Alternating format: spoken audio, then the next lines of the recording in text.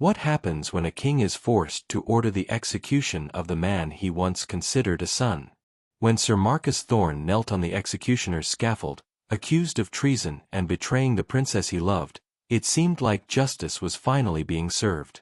The evidence was overwhelming: forged letters, witness testimony, even the princess's own diary revealing their forbidden romance and plans to overthrow the crown. But as the executioner raised his axe for the killing blow, an elderly chaplain burst through the crowd with a discovery that would shock everyone to their core. Brother Thomas had spent 3 sleepless days examining every piece of evidence, and what he found wasn't just proof of Sir Marcus's innocence. It was evidence of a conspiracy that reached into the very heart of the royal court. This isn't just a story about a last-minute rescue from execution. This is an incredible tale of betrayal, loyalty, and how the truth can emerge just when all hope seems lost. A story that proves sometimes the people we trust most are the ones capable of the greatest deception, while those we're ready to condemn might be the only ones standing between us and disaster. Today I'm going to tell you the shocking story of how a king almost executed an innocent man, how a princess's love nearly cost her everything, and how one elderly priest's determination to find the truth exposed a traitor who had been hiding in plain sight for over 20 years. But first, tell me in the comments, what city are you watching from today? I love seeing our global community grow. And if you're ready for a story that combines royal intrigue, last-minute justice, and a love story that defied death itself, smash that like button and subscribe with notifications on. Because what Brother Thomas discovered in those final moments before the execution will prove that sometimes the most dangerous enemies are the ones closest to the throne. The executioner's axe gleamed in the pale morning light as Sir Marcus Thorne knelt on the scaffold, his hands bound behind his back with coarse rope that had already begun to chafe his wrists raw. The crowd that had gathered in the castle courtyard was unusually quiet for a public execution, their whispered conversations creating a low murmur that seemed to hang in the air like morning mist. Many of these people had known Marcus since childhood, had watched him grow from a stable boy's son into one of the most respected knights in the kingdom, had celebrated his victories in tournaments and his acts of valor on the battlefield. King Edmund stood on the royal balcony overlooking the courtyard, his face a mask of controlled fury that barely concealed the pain beneath. His daughter, Princess Lyanna, was conspicuously absent from the proceedings, locked away in her tower chambers on his direct orders. The king's hands gripped the stone balustrade so tightly that his knuckles had turned white, and those close enough could see the slight tremor that ran through his frame. Whether from rage or something else entirely, none could say. The charges against Sir Marcus were as serious as they were shocking: treason against the crown, conspiracy to overthrow the royal family, and most damning of all, the seduction and corruption of the king's only daughter. The evidence, presented just 3 days prior in a closed court session, had been overwhelming in its apparent completeness. Letters bearing Marcus's seal that detailed plans to assassinate the king, witness testimony from servants who claimed to have seen clandestine meetings between the knight and foreign agents, and most devastating of all, Princess Lyanna's own diary, which contained passionate declarations of love and promises to flee the kingdom together. Sir Marcus Thorne, the court herald proclaimed, his voice carrying across the silent courtyard with official authority, you have been found guilty of high treason against His Majesty King Edmund, conspiracy against the crown, and corruption of royal blood. The sentence is death by beheading, to be carried out immediately. The herald's voice wavered slightly on the final words, betraying his own discomfort with the proceedings. Marcus raised his head to look directly at the king, his blue eyes steady and unafraid despite the circumstances. There was no pleading in his gaze, no desperate attempt to convince anyone of his innocence, only a quiet dignity that had characterized him throughout his life. "Your Majesty," he called out, his voice strong enough to carry to the balcony, "I go to my death with a clear conscience.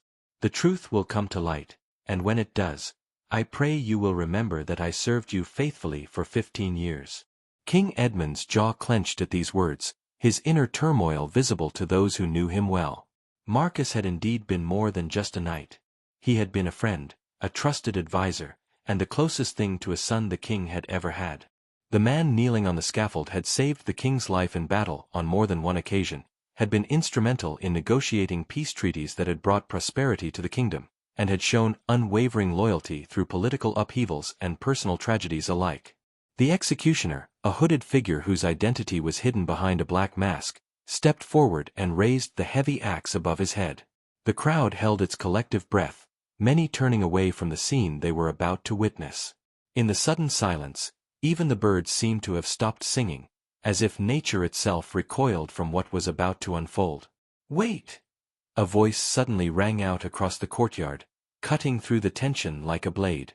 All eyes turned toward the source of the interruption, an elderly man in simple brown robes who was pushing his way through the crowd with surprising determination for someone of his advanced years.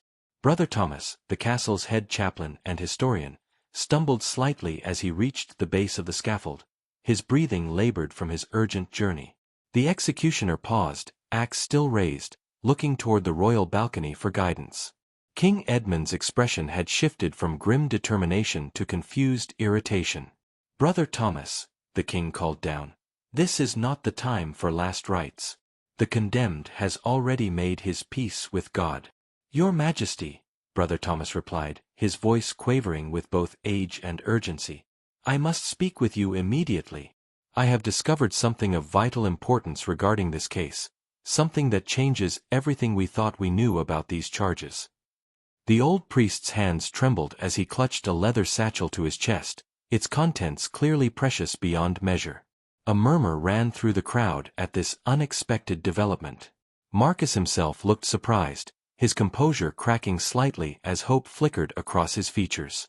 The king hesitated, torn between his desire for swift justice and the respect he had always held for the wise old chaplain who had served his family for over 4 decades. "Speak quickly," King Edmund commanded, his voice carrying a warning that suggested his patience was already strained to its limits. "But know that nothing you say will change the facts of this case. The evidence against Sir Marcus is overwhelming and irrefutable." Brother Thomas nodded, understanding the gravity of the moment and the slim chance he had to prevent what he believed would be a terrible miscarriage of justice. "Your Majesty, I have spent the last 3 days examining every document, every piece of evidence presented in this case. What I have found will shock you to your very core." Princess Lyanna pressed her face against the cold stone of her tower window, her tears leaving wet trails down her cheeks as she watched the scene unfolding in the courtyard below. She had been banging on her chamber door for hours, pleading with the guards to let her speak with her father, but they had been given strict orders that she was not to leave her room under any circumstances. The princess's lady-in-waiting, Sarah, stood helplessly nearby, her own eyes red from crying as she witnessed her mistress's anguish. "He's innocent, Sarah," Lyanna whispered, her voice hoarse from hours of sobbing and shouting. "Marcus would never betray my father or this kingdom. He loves them both too much." Her hands gripped the window ledge until her knuckles turned white, her entire body trembling with the desperate need to do something, anything, to prevent the execution of the man she loved more than life itself. The relationship between Princess Lyanna and Sir Marcus had been one of the worst kept secrets in the castle, despite their attempts at discretion. What had begun as childhood friendship had gradually blossomed into something deeper as they both matured. Marcus, born the son of the castle's stable master, had shown exceptional promise from an early age. His intelligence, natural leadership abilities, and unwavering moral compass had caught the attention of the king's advisors, who had recommended him for knight training despite his humble origins. Over the years, as Marcus rose through the ranks of the kingdom's military hierarchy, his friendship with Princess Lyanna had evolved into something more profound. They shared long conversations about philosophy, literature, and the challenges of governance. Lyanna found in Marcus someone who saw her not as a political pawn or a pretty ornament, but as an intelligent woman whose opinions and insights had value. Marcus, for his part, was drawn to Lyanna's compassion for her people, her quick wit, and her genuine desire to use her position to improve life for everyone in the kingdom. Their romance had been conducted in stolen moments, walks in the castle gardens under the pretense of discussing security arrangements, private conversations in the library while she researched historical precedents for political decisions, and clandestine meetings in the chapel where they could speak freely under the assumption that they were simply praying. Both understood the impossibility of their situation. Kings did not allow their daughters to marry stable boys, no matter how distinguished those stable boys might become. "My lady," Sarah said softly, approaching the window with careful steps. "Perhaps if you wrote another letter to your father, explained once more that Sir Marcus is innocent." "He won't listen," Lyanna replied bitterly, turning away from the window as she could no longer bear to watch the proceedings below. "Someone has poisoned his mind against Marcus with lies and fabricated evidence. Those letters they claim Marcus wrote. I know his handwriting better than anyone, and those were not written by his hand. The diary they say is mine. Half of those entries were never written by me. Someone has orchestrated this entire conspiracy to destroy the man I love." The evidence against Marcus had indeed appeared damning when presented to the court. Letters detailing plans to assassinate King Edmund and install a puppet ruler more amenable to foreign interests bore what appeared to be Marcus's personal seal. Witness testimony from several castle servants described clandestine meetings between the knight and mysterious foreign agents. Most convincing of all had been the princess's own diary, which contained detailed accounts of passionate encounters and plans to flee the kingdom together. But Lyanna knew the truth. Many of those diary entries had been forged, cleverly inserted among her genuine writings to create a false narrative. The handwriting was good, but not perfect, and several of the entries described events that had never occurred or feelings she had never expressed. Someone with access to her private chambers had been manipulating evidence for months, building a case against Marcus that would be impossible to refute under normal circumstances. "There has to be something we can do," Sarah said desperately, wringing her hands as she paced the chamber. "Some way to prove his innocence before it's too late." Lyanna's eyes suddenly brightened as a thought occurred to her. "The letters," she said urgently, moving to her writing desk and beginning to search through its drawers. "Marcus and I did exchange letters, but not the ones they presented in court. I kept every real letter he ever sent me, hidden where no one would think to look." Her fingers found a loose stone in the wall behind her desk, and she worked it free to reveal a small hollow space. From this hiding place, she withdrew a bundle of letters tied with a blue ribbon, genuine correspondence from Marcus that painted a completely different picture than the forged documents presented as evidence. These letters spoke of his deep love for both Lyanna and her father, his concerns about growing foreign influence in neighboring kingdoms, and his desire to protect the realm from threats both external and internal. Most importantly, several of the letters contained specific information about his investigation into suspicious activities within the castle itself. "Sarah, you must help me," Lyanna said urgently, clutching the letters to her chest. "These prove that Marcus was investigating a conspiracy, not leading one. Someone has been working to undermine the kingdom from within, and Marcus was getting close to discovering their identity. That's why they framed him, to silence him before he could expose the truth." The sound of voices from the courtyard below drew their attention back to the window, where they could see that the execution had been temporarily halted. An elderly figure in brown robes stood at the base of the scaffold, apparently addressing the king. Lyanna's heart leaped with hope as she recognized Brother Thomas, the castle's head chaplain and one of the few people whose word the king truly trusted. "Perhaps there's still time," she whispered, pressing the letters against her heart as she watched the drama unfold below. "If Brother Thomas has discovered something, if he can make Father listen to reason." Her voice trailed off as she realized how slim their chances truly were, but for the first time in days, she allowed herself to hope that the truth might yet save the man she loved. In the courtyard below, the crowd watched in tense silence as Brother Thomas prepared to reveal whatever momentous discovery he had made. The executioner remained poised with his axe, ready to complete his grim task at a moment's notice, while King Edmund leaned forward on the balcony, his expression a mixture of impatience and barely contained curiosity about what the elderly chaplain might have uncovered. Brother Thomas climbed the steps to the scaffold with deliberate care, his aged joints protesting each movement as he approached the condemned man. The leather satchel he carried seemed to grow heavier with each step, weighted as it was with the potential to either save an innocent life or confirm the guilt of a traitor. The crowd below watched in fascination as the elderly chaplain opened his satchel and withdrew several documents, his hands shaking slightly as he prepared to address the king. "Your Majesty," Brother Thomas began, his voice carrying clearly across the courtyard despite his advanced age, "I have served your family faithfully for 43 years. In that time, I have never questioned your judgment or interfered with matters of state. But today, I must break that precedent, for I believe we are about to execute an innocent man based on fabricated evidence." King Edmund's expression darkened at this bold statement. "Brother Thomas, I respect your long service and your wisdom, but the evidence against Sir Marcus is overwhelming. We have letters bearing his seal, witness testimony, and even my daughter's own writings confirming his treachery." "And that, your Majesty, is precisely what troubles me," the chaplain replied, carefully unfolding one of the documents from his satchel. "I have spent my life studying manuscripts, analyzing handwriting, and detecting forgeries for the royal archives. The letters presented as evidence against Sir Marcus show clear signs of sophisticated forgery.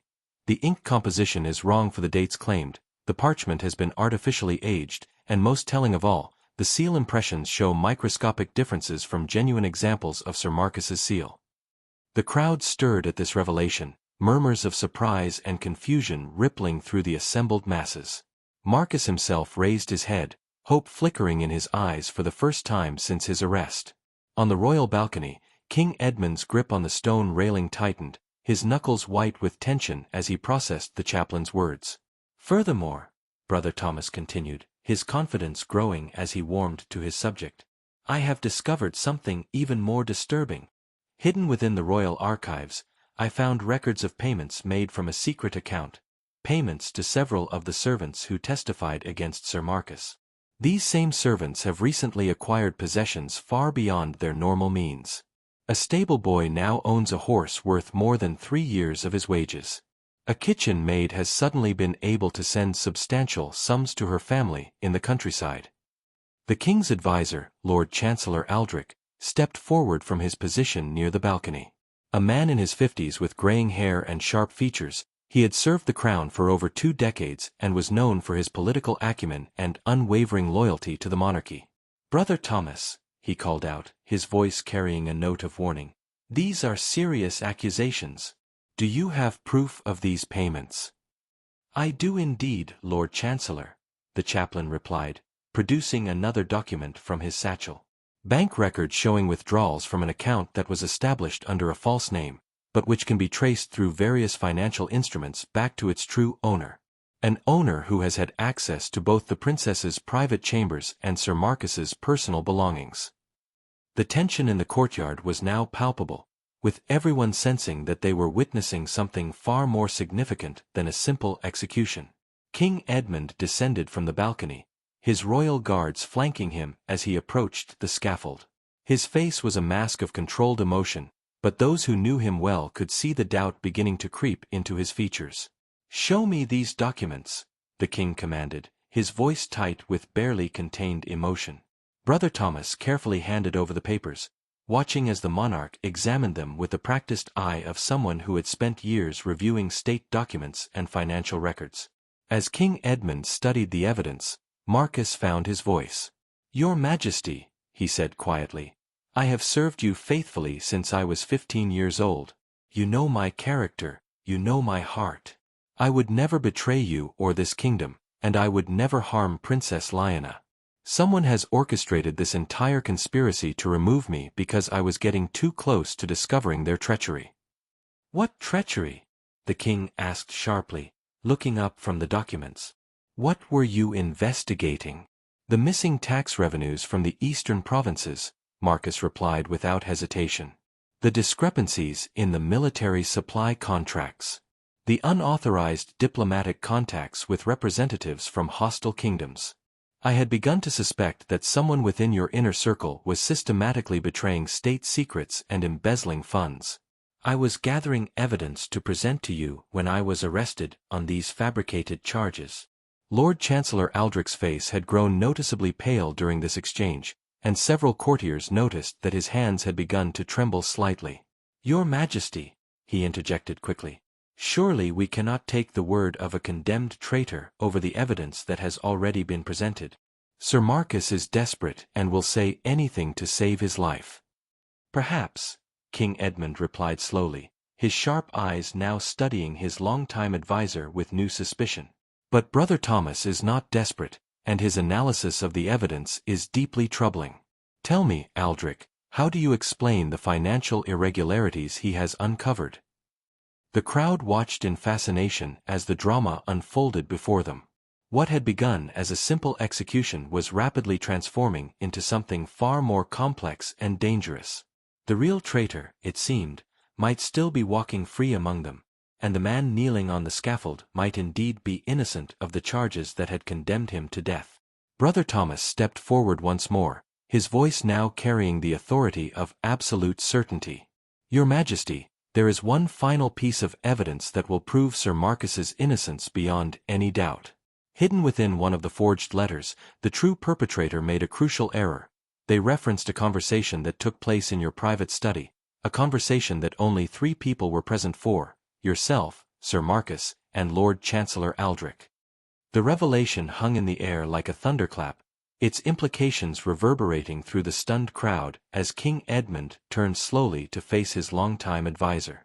Lord Chancellor Aldrich's face had drained of all color, his usual composure cracking under the weight of Brother Thomas's accusation. The guards sensed the shift in atmosphere and moved subtly to better positions, their hands resting on their sword hilts as they prepared for whatever might come next. That's impossible, Aldrich stammered, taking an involuntary step backward as he found himself suddenly at the center of attention. I would never.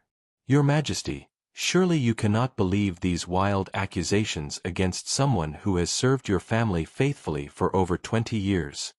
His voice carried a note of desperation that had not been there moments before. King Edmund's expression was unreadable as he studied the man who had been his closest adviser, the person he had trusted with state secrets and relied upon for counsel in matters both personal and political. Show me this letter, Brother Thomas. Show me exactly what you found. The elderly chaplain produced a parchment from his satchel, handling it with the reverence of someone who understood its crucial importance. This letter, supposedly written by Sir Marcus to foreign agents, contains specific details about a private meeting that took place in your study 3 weeks ago. The letter mentions your concerns about the loyalty of certain nobles, your plans for restructuring the military command, and most damning of all, your decision to send Sir Marcus to investigate the financial irregularities in the eastern provinces. As Brother Thomas read the relevant passages aloud, King Edmund's face grew darker with each word. The meeting in question had indeed taken place, and the details referenced in the forged letter were accurate to an unsettling degree. Only 3 people had been present for that conversation, and the king knew with absolute certainty that he had not shared those details with anyone else.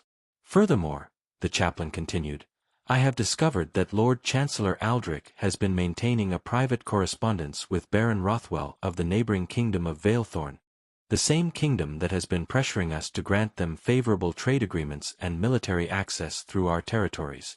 The crowd gasped at this revelation, understanding immediately the implications of secret communications with a potentially hostile foreign power. Baron Rothwell was known throughout the region as an ambitious nobleman who had been working to expand Valethorn's influence through a combination of economic pressure and political manipulation. These are fabrications, Aldrich shouted, his composure finally breaking completely. This old fool has been manipulated by Sir Marcus's supporters. They are trying to save a traitor by casting suspicion on loyal servants of the crown. His voice had risen to a near shriek, and spittle flew from his lips as he gestured wildly. King Edmund held up his hand for silence, his authoritative gesture immediately quieting both the chancellor and the murmuring crowd. Brother Thomas, he said quietly, do you have proof of these communications with Baron Rothwell? I do, Your Majesty, the chaplain replied, producing yet another document from his seemingly inexhaustible satchel. Letters in Lord Chancellor Aldrich's own hand, discussing plans to weaken your position and create opportunities for Valethorn to gain economic and military advantages. The letters also reference payments made to various individuals within the castle in exchange for information and cooperation. As the weight of evidence mounted against him, Aldrich's demeanor underwent a dramatic transformation. The panic and desperation in his eyes gave way to something colder and more calculating. He straightened his shoulders and assumed the bearing of a man who had finally decided to stop pretending. "You always were too trusting, Edmund," he said, his voice now carrying a bitter edge that made several courtiers step back in alarm. "Too willing to believe in the loyalty of those around you, too naive to see the weakness that has made your kingdom vulnerable to stronger, more decisive rulers." The admission of guilt was clear in both his words and his tone. King Edmund's hand moved instinctively to his sword hilt, but he remained motionless otherwise, allowing his former advisor to continue speaking. "Baron Rothwell offered me something you never could: real power, real influence in a kingdom that isn't content to rest on the glories of the past. Valethorn is the future, Edmund. They have the vision and the strength to dominate this region, and I chose to align myself with the winning side rather than go down with a sinking ship." "And Sir Marcus?" the king asked, his voice deadly quiet. "An innocent man you were willing to see executed to cover your crimes?" Aldrich's laugh was harsh and ugly. Sir Marcus was getting too close to the truth. "His investigation into the missing funds would have eventually led him to me, so I decided to eliminate the threat while simultaneously discrediting your daughter. A princess who falls in love with a condemned traitor is far less valuable as a political asset, which would have made it easier for Valethorn to negotiate more favorable terms in future treaties." The crowd erupted in angry shouts at this callous admission, but King Edmund raised his hand once more, demanding silence. His eyes never left Aldrich's face as he processed the full scope of the betrayal. This man had not only stolen from the royal treasury and sold state secrets to a foreign power, but had been willing to orchestrate the execution of an innocent knight and destroy his daughter's reputation in pursuit of his treasonous goals. "Guards," King Edmund commanded, his voice carrying absolute authority, "arrest Lord Chancellor Aldrich on charges of high treason, espionage, theft from the royal treasury, and conspiracy to commit murder. He will stand trial for his crimes against the crown and the kingdom." As the guards moved to apprehend the former chancellor, Aldrich made one final desperate gambit. His hand flew to a concealed dagger at his belt, and he lunged toward King Edmund with the desperate fury of a cornered animal. But Sir Marcus, despite being bound and kneeling on the scaffold, threw himself sideways and managed to tangle Aldrich's legs, sending the traitor sprawling to the ground before he could reach the king. The guards were on Aldrich in seconds, subduing him and binding his hands as he cursed and struggled against their restraint. The crowd cheered as justice finally seemed to be taking its proper course, with the real traitor captured and the innocent man vindicated. As the guards dragged the struggling Lord Chancellor away, King Edmund turned his attention to the man still kneeling on the scaffold. Sir Marcus remained in his bound position, but his bearing had changed completely. The resigned acceptance of death had been replaced by quiet dignity and the knowledge that his name would be cleared. The king approached slowly, each step weighted with the magnitude of what had just been revealed and the terrible injustice that had nearly been committed. "Cut his bonds," the king commanded, his voice thick with emotion that he was struggling to contain. "Release him immediately." The executioner quickly produced a knife and severed the ropes that had bound Marcus's hands, while Brother Thomas helped the knight to his feet.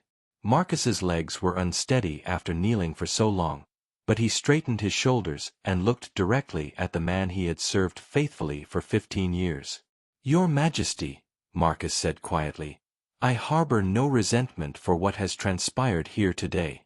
You acted on the evidence presented to you, as any responsible ruler would. The fault lies not with your judgment, but with the skill of those who sought to deceive us all." King Edmund's composure finally cracked, and those close enough could see tears glistening in his eyes. "Marcus, my boy," he said, using the familiar address he had employed when Marcus was younger, "I have failed you terribly. I allowed my anger and my fear for Lyanna to cloud my judgment. I should have trusted in what I knew of your character, rather than being swayed by fabricated evidence." The crowd watched in fascination as their king, normally a figure of remote authority, displayed genuine human emotion. This public acknowledgment of error and the obvious affection between the monarch and the knight created a moment of unexpected intimacy that would be remembered and discussed for years to come. "Brother Thomas," King Edmund continued, turning to address the elderly chaplain who had prevented this tragic miscarriage of justice, "you have performed an invaluable service to both the crown and the kingdom today. Your diligence and wisdom have saved an innocent life and exposed a traitor who might have continued his work for years to come. I am deeply in your debt." The chaplain bowed humbly, his weathered hands still trembling slightly from the excitement of the morning's events. "I only did my duty, Your Majesty." The truth has a way of revealing itself when one knows where to look and has the patience to examine the evidence carefully. As word of the dramatic reversal spread through the castle, Princess Liana finally convinced her guards to allow her to leave her chambers and rush to the courtyard. She arrived breathless and disheveled, having run through the corridors without regard for royal dignity or proper protocol. When she saw Marcus standing free beside her father, alive and vindicated, she let out a sob of relief and ran toward him without hesitation. The crowd watched with approval as the princess threw herself into Marcus's arms, all pretense of royal reserve forgotten in her joy and relief. Their embrace was passionate and unashamed, a public declaration of the love that had nearly cost them everything. King Edmund watched this display with complex emotions. Part of him still struggled with the idea of his daughter loving a man of common birth, but he could not deny the genuine affection and devotion that was so clearly evident between them. "Father," Liana said, turning toward the king while remaining close to Marcus's side, "I know that what I feel for Sir Marcus complicates matters of state and royal protocol. But I also know that he is the finest man I have ever known, and that his love for both you and this kingdom is absolutely genuine. If you could find it in your heart to consider—" "Liana," King Edmund interrupted gently, "today has taught me that there are more important things than rigid adherence to tradition. Sir Marcus has proven his worth through his actions, his character, and his unwavering loyalty. If he makes you happy, and if he continues to serve the kingdom with the same dedication he has always shown, then I will not stand in the way of your happiness." The crowd erupted in cheers at this unexpected announcement, understanding that they were witnessing not just the resolution of a criminal case, but the beginning of a royal romance that had captured the imagination of the entire kingdom. The story of the stable boy who became a knight and won the heart of a princess was exactly the kind of tale that would be told and retold for generations. Marcus knelt before King Edmund, his voice formal despite the emotional undercurrents of the moment. "Your Majesty, I request your permission to marry Princess Liana. I know that I cannot offer her the political advantages that a noble-born husband might provide, but I can promise that I will love her, protect her, and serve both her and the kingdom with every breath in my body." King Edmund looked down at the man who had just been saved from execution, considering the unprecedented nature of what was being requested. A king's daughter marrying a knight of common birth was almost unheard of, but the events of the day had fundamentally changed his perspective on the importance of birth versus character. "Rise, Sir Marcus," the king said solemnly. "You have my permission to marry my daughter, but I have one condition. I am naming you as my new Lord Chancellor, replacing the traitor who has been removed. The kingdom needs someone in that position who can be trusted absolutely, someone whose loyalty has been tested and proven beyond any doubt." The crowd's cheers reached a crescendo at this announcement, understanding that they were witnessing a complete transformation of the royal court's power structure. Marcus's elevation to Lord Chancellor would make him one of the most powerful men in the kingdom, a position that would legitimize his marriage to the princess in the eyes of even the most tradition-bound nobles. 3 months later, the great cathedral was filled to capacity with nobles, dignitaries, and common citizens who had come to witness the wedding of Princess Liana and the newly appointed Lord Chancellor Sir Marcus Thorne. The ceremony was a magnificent affair that spared no expense, a clear signal from King Edmund that he fully supported this union and considered Marcus to be a worthy husband for his daughter. Sunlight streamed through the stained glass windows, casting rainbow patterns across the assembled guests and creating an atmosphere of joy and celebration. Princess Liana was radiant in a gown of white silk embroidered with gold thread, her auburn hair crowned with a circlet of diamonds that had belonged to her grandmother. But more than her physical beauty, it was the happiness that seemed to radiate from her very being that caught everyone's attention. This was clearly a woman who was marrying for love rather than political necessity, and her joy was infectious. Sir Marcus stood at the altar in the finest clothing he had ever worn, a doublet of deep blue velvet trimmed with silver, representing his new status as Lord Chancellor while still maintaining the dignified simplicity that had always characterized him. The transformation from condemned prisoner to royal bridegroom would have seemed impossible just months before, but those who knew Marcus well understood that his essential character had remained unchanged despite his dramatic change in circumstances. King Edmund performed the ceremony himself, a rare honor that emphasized the importance he placed on this union. As he spoke the traditional words that would bind his daughter to the man who had once knelt on an executioner's scaffold, his voice carried both solemnity and genuine warmth. The near tragedy that had almost claimed Marcus's life had served to strengthen the bond between the king and his future son-in-law, creating a relationship based on mutual respect and shared understanding of what truly mattered. "Do you, Sir Marcus Thorne, take Princess Liana to be your wife, to love and cherish her, to protect and honor her, for as long as you both shall live?" the king asked, his voice carrying clearly throughout the cathedral. "I do," Marcus replied, his voice strong and certain as he looked into Liana's eyes. "I pledge my life, my love, and my unwavering devotion to Princess Liana, and I swear before God and this assembly that I will spend every day proving myself worthy of the trust she has placed in me." When it came time for Liana to speak her vows, her voice was clear and confident, without any of the hesitation that often characterized arranged royal marriages.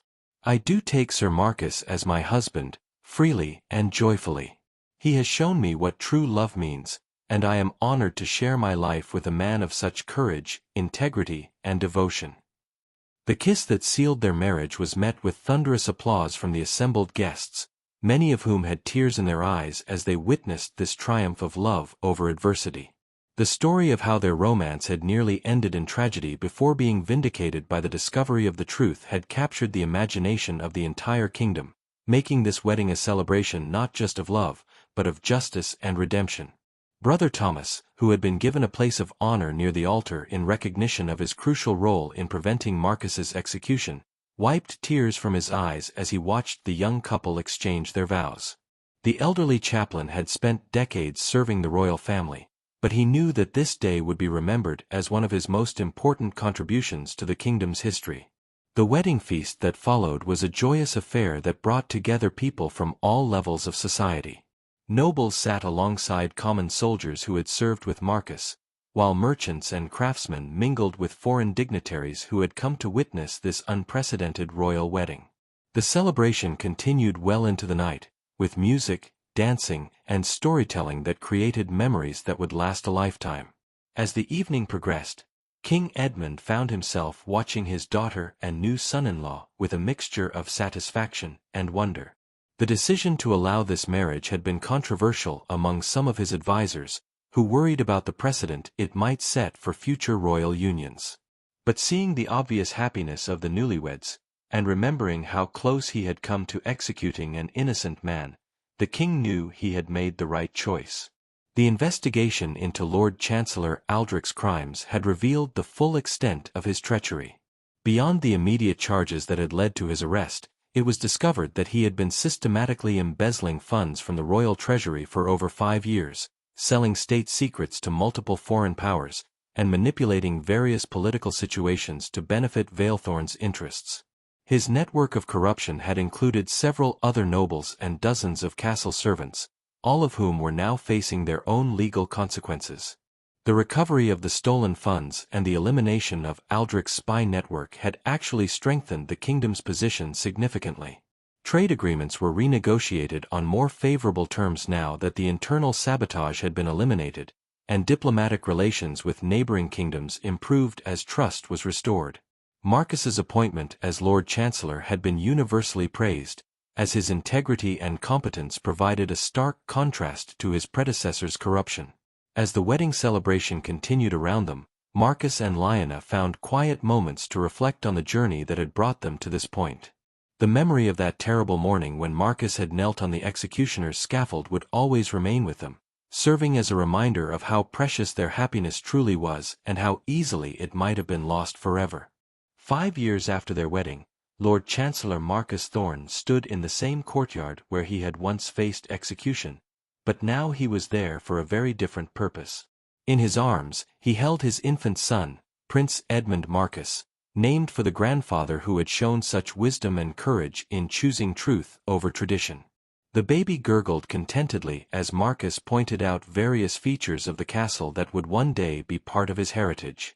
Princess Lyanna approached from the castle gardens, her face glowing with the contentment that had characterized her life since marrying the man she loved.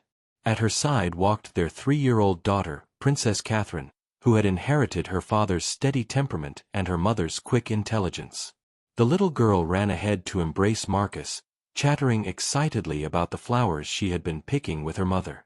"Papa, Mama says you used to be very brave in this courtyard," Catherine said, looking up at her father with the wide-eyed curiosity that characterized children her age. "She says you helped Grandpapa catch a bad man who was telling lies." Marcus smiled and knelt down to his daughter's level, still carefully holding his son. "Your mother is right, little one. Sometimes people try to hurt others by telling lies, but the truth always finds a way to come out if good people work hard to discover it. That's why it's so important to always tell the truth, no matter how difficult it might be." The family scene was interrupted by the arrival of King Edmund, who had aged gracefully over the past 5 years but still carried himself with the dignity and authority of a man born to rule. His relationship with Marcus had evolved from that of monarch and subject to something approaching that of father and son, built on mutual respect and shared dedication to the welfare of the kingdom. "Marcus, I've just received word from our ambassadors in Valethorn," the king said, his expression serious but not troubled. "Baron Rothwell has been arrested by his own king on charges of embezzlement and treason. It seems our former Lord Chancellor's corruption was part of a larger network that has finally been exposed and dismantled." This news brought a sense of closure to a chapter that had dominated their lives 5 years earlier. The investigation into Aldrich's crimes had revealed connections to similar corruption in several neighboring kingdoms, and the gradual unraveling of this network had taken years of careful diplomatic and investigative work. "What will happen to him?" Lyanna asked, shifting baby Edmund to her other arm as Catherine played with her skirts. "He'll face trial in Valethorn, just as Aldrich faced trial here," Marcus replied. "Justice may be slow sometimes, but it tends to be thorough. The evidence we provided about his role in the conspiracy against our kingdom will ensure that he faces consequences for his actions." The former Lord Chancellor Aldrich had been executed 2 years earlier, after a trial that had revealed the full scope of his treachery. His death had been carried out with the same ceremony and dignity afforded to any nobleman, despite his crimes, because King Edmund believed that maintaining proper legal procedures was essential to the rule of law. The execution had brought closure to many in the kingdom who had been shocked by the betrayal of someone they had trusted. Brother Thomas, now in his 80s but still sharp of mind, approached the family group with the careful steps of advanced age. The elderly chaplain had become something of a legend in the kingdom for his role in preventing Marcus's wrongful execution, and he was frequently consulted on matters requiring careful analysis and investigation. "Your Majesty, Lord Chancellor," Brother Thomas said with a respectful bow that acknowledged both their ranks and his genuine affection for them, "I wanted to inform you that the new archives are finally complete.